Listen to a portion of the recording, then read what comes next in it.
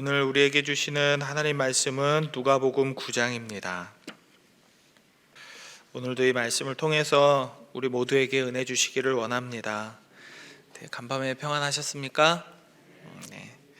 오늘 본문의 말씀에서는 예수님께서 제자들과 함께 하시며 병자들을 고치기도 하시고 놀라운 기적으로 묶여있던 영혼들에게 자유를 주시기도 하십니다.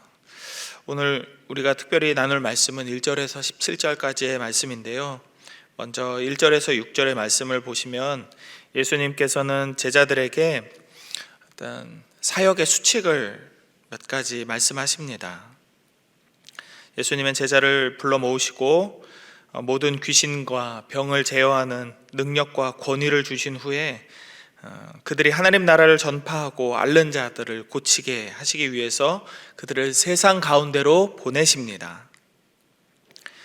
그들이 세상 속에 사역할 때 지켜야 될 규칙은 이렇습니다. 첫째, 자기 자신을 위해서 아무것도 챙길 필요가 없다라는 사실입니다. 예수님은 제자들에게 여행을 위해서 아무것도 준비할 필요가 없고 돈이나 두벌옷도 가지지 말라라고 말씀하셨습니다. 그리고 두 번째 규칙은 어느 집에 들어가든지 그 지역을 떠날 때까지 그 집에 계속 머무르라는 말씀입니다. 그러나 만약에 어떤 지역에 제자들이 갔는데 그 제자들을 환영하고 영접해주는 가정이 없다면 계속 거처를 위해서 노력할 필요 없이 바로 그 지역을 떠나라고 말씀하십니다. 이 말씀을 듣고 제자들은 곧바로 세상에 나가서 주님께 받은 능력과 권위로 놀라운 일들을 행합니다. 예수님께서 하라고 하신 일들을 하시는 것이죠. 하나님 나라의 복음을 전파하고 아픈 자들을 고치시고 낙심하고 절망하고 슬퍼하는 자들을 위로하는 사역이었을 겁니다. 이들이 보여주는 담대한 복음 선포와 놀라운 기적을 보고서 꽤 많은 사람들이 당황했던 것 같습니다. 놀랍기도 하고 세상에 이런 일이 있을 수가 서로 이야기했을 것입니다. 당황한 이들의 목소리가 세례 요한을 죽였던 헤롯의 귀에까지 들어갔다는 사실을 보면 정말 많은 사람들이 제자들의 어떤 이 사역을 보고 이야기를 많이 나눴던 것 같다라고 생각할 수 있겠습니다. 헤롯은 제자들의 활약상을 듣고서 이렇게 생각했나 봐요. 내가 요한을 죽였는데 대체 이 사람은 누구일까? 요한 이후에 또 이런 사람이 어떻게 나타날 수 있을까? 내가 이 사람을 만나야 되겠다라고 생각했습니다. 그러나 예수님은 제자들의 사역 보고를 들으시고는 계속해서 그 자리에서 이 사역의 성과를 위해서 혹은 어떤 사람들의 인기를 위해서 그 자리에 머물지 아니하시고 벳세다라는 곳으로 떠나십니다. 예수님께서 벳세다에 가셨다라는 이야기를 듣고서는 많은 인파가 몰렸대요. 예수님은 몰려드는 인파를 거절하거나 피하지 않으시고 그들을 기꺼이 맞이하시면서 그들의 병을 고치시기도 하고 하나님 나라의 복음을 전하셨습니다. 한참 그렇게 병을 고치고 말씀을 전하시던 중에 날이 저물어 갔습니다. 제자들은 예수님께 이제 이 많은 사람들을 마을로 돌려보내셔야 되겠습니다 라고 제안했습니다. 먹을 것도 없고 잠잘 곳도 없는 곳에 그들이 있으면 저들이 괴로울 것 같습니다. 저들을 보내시지요. 그러나 13절에서 예수님은 제자들에게 이렇게 말씀하십니다.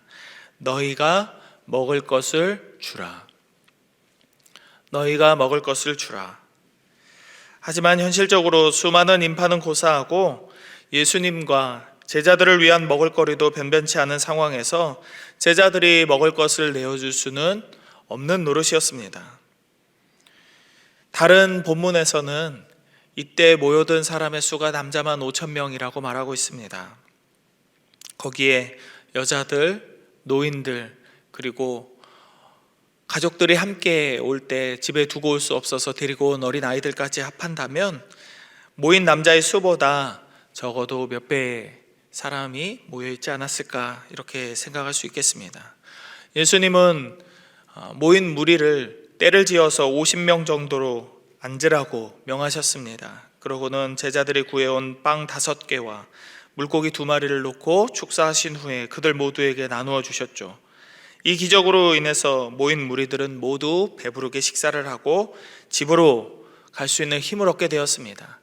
그리고 남은 음식이 12광주리에 남았다라는 사실을 우리는 모두 알고 있습니다. 신앙을 가진 사람이라면 아마 오늘 본문에 등장하는 이 기적의 내용에 대해서 한 번쯤은 들어봤을 것입니다. 오병이어는 많은 사람들에게 하나님께서 풍성하게 채우시고 넘치도록 남을 정도로 부어주신다, 하나님의 은혜가 이 정도이다 라는 사실을 알리는 방향으로 주로 설교가 되었습니다. 아무것도 없는 상황에서도 하나님은 하늘의 창고를 열어주셔서 모든 사람들이 쓰고도 남을 만큼의 은혜를 부어주신다는 내용이 이런 설교들의 포인트라고 할 수 있습니다. 여기에 더해서 오늘은 조금 더 다른 관점으로 이 사건을 바라보았으면 좋겠습니다. 1절에서 6절의 단락에서 예수님은 제자들에게 사역자가 가져야 할 권위를 주시면서 그들에게 사역자의 규칙을 주셨다라는 사실을 우리 기억해야 되겠습니다. 예수님은 이렇게 말씀하셨어요. 사역자는 자신의 신변과 삶을 위해 특별히 준비할 것이 없다라는 말씀이었죠. 그리고 그들을 대접하고 돕는 이들의 집과 마을에서 사역해라 라고 말씀하셨습니다. 이 말씀을 오해하시면 안 될 것이 있는데요, 이것은 제자들에게 뭔가를 제공하고 제자들에게 편의를 베푸는 곳에서만 기적이나 하나님 말씀을 전하고, 그렇지 않은 곳에서는 아무것도 주지 말라라는 거래 같은 비즈니스적인 관점에서 이 말씀을 하신 것이 아니다라는 것입니다. 예수님께서 이 말씀을 하신 의도는 먼저는 적어도 제자들에게 편의와 먹을 것을 제공하는 사람들의 친절 때문에라도 그 지역 사람들 모두에게 하나님의 말씀과 기적을 베풀라는 것입니다.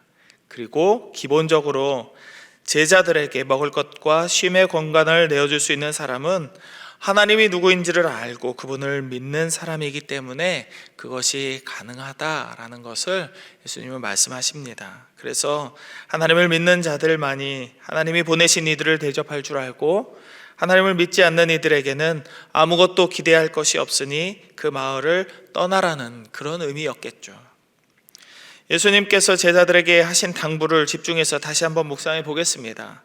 예수님은 사역자가 자기 먹을 것과 옷가지와 같은 생필품조차 가지고 다닐 필요가 없다라고 말씀하셨어요.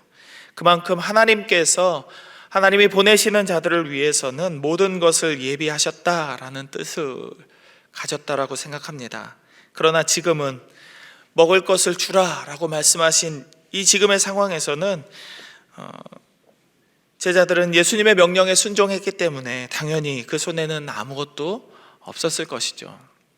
먹을 것도 없고 먹을 것을 살 수 있는 돈도 없었을 것입니다. 게다가 그곳은 빈 들이었기 때문에 구하고 싶어도 구할 수가 없었을 겁니다. 그런 곳에서 예수님은 제자들을 향해서 너희가 먹을 것을 주라 라고 말씀하십니다. 주님께서는 우리가 주님 앞에 믿음을 보일 때 위로와 격려를 아끼지 않으십니다. 우리의 연약함과 아픔을 다 알고 계시기 때문에 우리의 실수나 때로는 죄를 지으려는 그 마음조차도 안타까운 마음으로 품어주십니다. 아이고 그랬구나, 힘들었겠어, 우리의 마음을 만지시고 품어주십니다. 그러나 우리의 믿음이 성장하기를 바라실 때만큼은 주님은 단호한 어조로 우리에게 말씀하십니다. 홍해를 앞두고 있는 모세의 경우가 그랬습니다. 출애굽기 14장 2절의 말씀을 보면 이런 말씀이 나와요. 이스라엘 자손들이 바닷가에 장막을 치고 있었다, 장막을 쳤다라는 표현이 있습니다.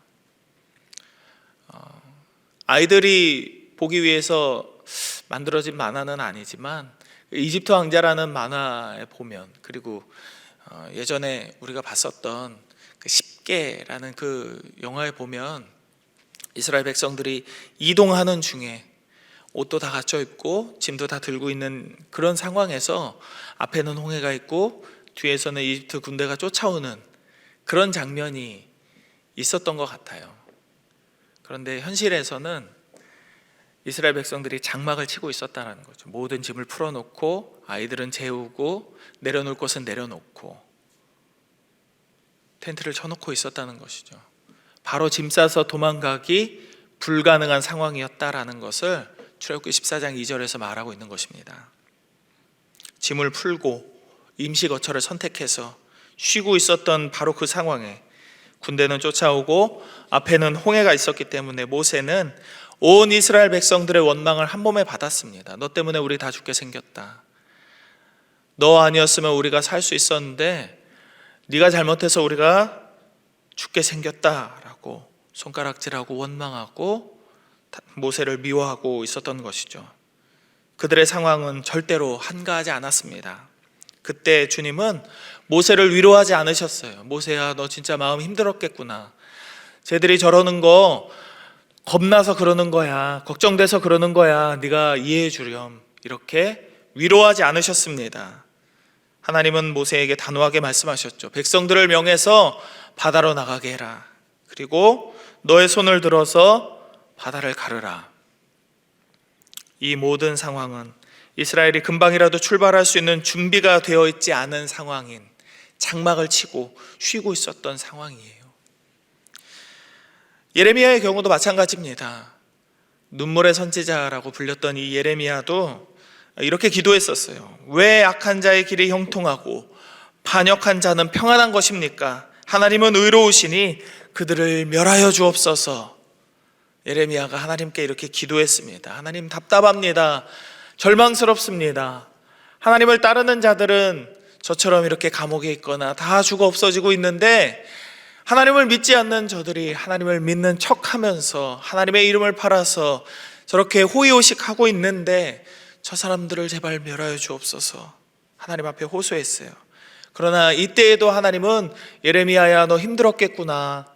예레미야의 마음을 위로하지 않으시고 예레미야 12장 5절에서 이렇게 말씀하십니다. 만일 내가 보행자와 함께 달려도 피곤하면 어찌 능히 말과 경주하겠느냐. 내가 평안한 땅에서는 무사하려니와 요단 강물이 넘칠 때에는 어찌하겠느냐라고 말씀하시죠. 우리 생각에는 상식에 맞지 않는 말씀이에요. 사람이랑 달리기에도 피곤한데 말이랑 어떻게 경주할래? 이 말은 너는 말하고도 경주할 사람이니까 약해 빠진 소리 하지 말고 정신 차려라고 다그치고 있는 것이죠. 지금 멀쩡한 땅에서도 그렇게 힘들어하면 요단 강물이 넘쳐서 홍수가 났을 때 너 어떻게 감당하려고 그래? 정신 차리고 두 발을 단단하게 딛고 일어나 네 할 일을 해라 라고 하나님 말씀하시는 거죠. 아마도 오늘 본문에서도 예수님은 제자들에게 그것을 말씀하신 것 같습니다. 제자들의 믿음이 오직 하나님만을 향하도록, 제자들의 믿음이 돈에 있지 않고 자기들이 가진 음식에 있지 않고 자기들 주변에 도와줄 사람에 있지 않고 오직 하나님에게만 있음을 알게 하시는 것이죠. 제자들이 이 난처한 상황에 처했던 바로 전 상황이 어떤 상황이었는지 혹시 여러분 기억하시겠습니까? 오늘 본문의 6절 부분에서 그런 내용이 나왔죠. 제자들이 주님께 받은 권능으로 기적을 행했다라는 것입니다. 제자들이 기적을 베풀고 하나님의 놀라운 은혜와 역사를 자기 눈으로 본 것이 아니라 자기 말과 자기 행동으로 실제로 이것을 행하고 돌아온 다음에 벌벌 떨고 있었던 것입니다. 예수님, 우리가 먹을 것이 없는데요, 빨리 돌아가서 먹게 하시죠. 하나님의 권능과 은사로 여러 기적들을 베풀었지만 그럼에도 불구하고 여전히 남아있는 불신의 씨앗을 뽑아버릴 수 있도록 주님은 그들의 빈손을 향해서, 일부러 빈손을 향해서, 아무것도 없는 그들의 주머니를 향해서 이렇게 말씀하신 거죠. 너희가 먹을 것을 주라. 주님께서는 우리에게도 이렇게 말씀하실 때가 있을 겁니다. 종세야, 너가 저 사람을 싫어하는 것을 알지만 너는 저 사람에게 친절을 베풀어라. 종세야, 너의 시간이 부족하고 너의 상황이 어렵지만 하나님께서 너의 삶을 통해서 영광 받으시기를 원하신다. 종세야, 너의 생각과 판단이 이성적으로 아무리 옳다고 할지라도 하나님께서 하실 일을 기대하며 겸손하게 모든 것을 위탁하는 믿음을 갖기를 원한다 라고 저와 여러분 모두에게 말씀하시는 그런 때가 있을 겁니다. 그럴 때 우리는 주님이 하신 일들을 기억해야 하겠습니다. 주님이 하신 말씀을 기억해야 하겠습니다. 주님께서 우리에게 주시는 말씀은 아주 상식적이고 기본적인 것들입니다. 야, 너희들이 왜 먹을 것을 준비 안 했어? 다그치는 것도 아니셨고, 그렇게 기적을 베풀었는데도 그것을 기억 못해? 다그치는 것도 아니셨어요. 편하게 먹을 수 있도록 사람들을 앉혀라. 50명씩 앉혀줄래? 그리고 하나님께 감사하는 기도를 드리신 후에 먹을 것을 나누어 주신 것입니다. 주님은 우리가 할 수 있는 일의 범위 안에서 우리에게 명하십니다.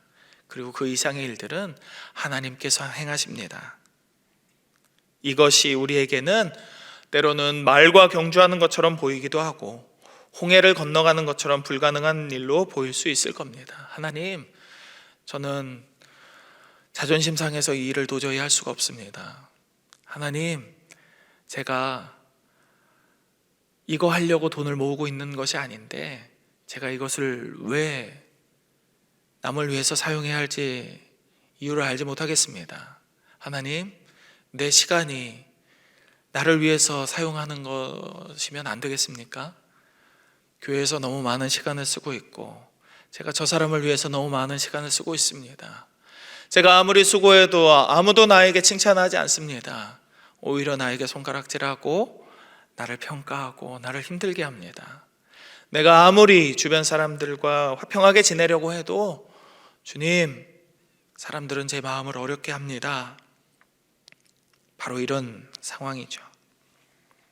그러나 하나님이 원하시는 것은 우리의 믿음이지 불가능한 것의 시험이 아님을 우리는 끝까지 하나님을 신뢰해야 되겠습니다. 하나님은 우리가 생각 없이 살기를 원하지 않으십니다. 그러나 우리의 생각이 우리의 믿음보다 앞서기를 바라지도 않으십니다. 우리는 오직 하나님께서 우리에게 맡기신 것들과 우리에게 하시는 말씀에 순종하며 살아가고 그것을 위해 하나님께서 힘과 능력 주시기를 바라며 하나님께 기도하는 삶을 살아갈 뿐입니다. 이 믿음으로 오늘을 살아가는 저와 여러분 되기를 원합니다. 우리에게 하시는 말씀이 무엇이든지 우리의 생각보다 더 크신 하나님을 바라보며 오늘을 살아가십시다. 하나님께서 우리를 만지시고 우리를 통해 일하실 것을 주님의 이름으로 축복합니다.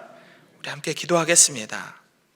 우리 본문의 말씀을 기억하시면서 하나님께서 우리에게 힘 주실 것을 믿고 기대하는 믿음의 삶을 살아가게 하여 주옵소서. 기도하십시다. 그리고 그 다음으로는 우리의 삶을 통하여서 하나님의 놀라운 기적이 일어나 우리의 가정과 직장과 이 광양제일교회가 놀라운 변화 가운데 있도록 기도하십시다. 담임 목사님께 영육간의 강건함이 있도록 기도하시고 교회 학교의 겨울 사역을 위해서 계속해서 기도하시겠습니다. 함께 마음을 모아 기도하겠습니다. 하나님, 오늘의 본문의 말씀을 통하여서 너희가 먹을 것을 주라 말씀하신 그 주님의 음성을 우리가 들을 때 우리가 연약하여서 뒤로 물러서지 아니하고 하나님의 말씀에 의지하며 순종하는 우리들 되게 하여 주시옵소서. 주의 성령으로 우리를 충만하게 채우셔서 하나님, 우리가 가진 것에 눈을 돌리는 것이 아니라 우리의 생각과 능력과 우리의 주변에 있는 것들에 우리의 마음을 두는 것이 아니라 오직 하나님만을 바라보며 살아가는 우리들의 삶이 될 수 있도록 하나님 은혜 내려 주시옵소서. 하나님, 모든 상황 가운데에서 하나님 우리가 두려워하지 않기를 원합니다. 걱정하고 염려하지 않은 자 되기를 원합니다. 믿음의 삶을 살아갈 수 있게 되기를 원합니다. 하나님께서 우리에게 힘 주실 것을 믿고 기대하는 삶을 살아가게 하여 주옵소서. 그래서 우리의 삶을 통해서 놀라운 기적이, 하나님의 능력이 일어나서 우리 가정과 직장과 이 광양제일교회가 변화될 수 있게 하여 주옵소서. 오직 하나님의 말씀으로 말미암아 하나님, 우리가 새 삶을 살아가는 우리의 삶을 우리가 살아갈 수 있게 하시고 하나님, 우리의 삶을 통하여서 우리의 주변이 하나님의 영광을 바라보게 하여 주시옵소서. 담임 목사님께 영육간의 강건함을 허락하여 주시고 하나님, 미래를 준비하고 있는 우리 다음 세대들이 하나님 겨울 캠프와 수련회를 통하여서 하나님의 영광을 바라보며 저들의 삶에서 하나님을 경험해가는 놀라운 기적의 시간이 될 수 있도록 은혜 내려 주시옵소서. 우리 아이들의 믿음이 지금의 우리들의 믿음보다 갑절의 믿음이 되어갈 수 있도록 저들을 하나님의 사람으로 만들어 가게 하여 주옵소서. 주님, 은혜를 베풀어 주시옵소서. 주시어서 준비하는 모든 사역자들과 선생님들에게 힘과 지혜와 능력 주시고 모든 아이들의 상황이 열려서 함께 이 겨울 사역을 즐거움과 은혜와 기쁨 가운데에서 마칠 수 있도록 하나님 도와주시옵소서. 하나님, 우리의 믿음 없음을 불쌍히 여겨주시고 하나님 앞에서 믿음으로 살아가는 하루하루의 삶을 살게 하여 주시옵소서. 그 믿음을 통하여서 하나님의 역사와 영광을 모든 이들이 보게 하시고 우리 한 사람을 통하여서 우리를 통로로 하나님의 은혜와 사랑과 복이 우리가 서 있는 모든 곳에 흘러가게 하여 주옵소서. 담임 목사님에게 영육간의 강건함을 허락하시고 겨울 사역을 준비하는 모든 교육부서 아이들과 선생님들에게도 은혜를 허락하여 주시어서 하나님, 우리의 다음 세대가 믿음이 끊어지지 아니하고 저들에 대해 더 강력한 믿음으로 이 약한 세상 가운데에서도 소금과 빛의 역할을 감당하며 살아가게 하여 주시옵소서. 오늘의 모든 삶을 하나님께 맡겨드립니다. 우리의 모든 기도의 제목을 하나님께 의탁합니다. 주여, 우리에게 긍휼을 베푸시고 은혜를 내려 주옵소서. 모든 것 감사드리며 거룩하신 예수님 이름으로 기도드립니다. 아멘.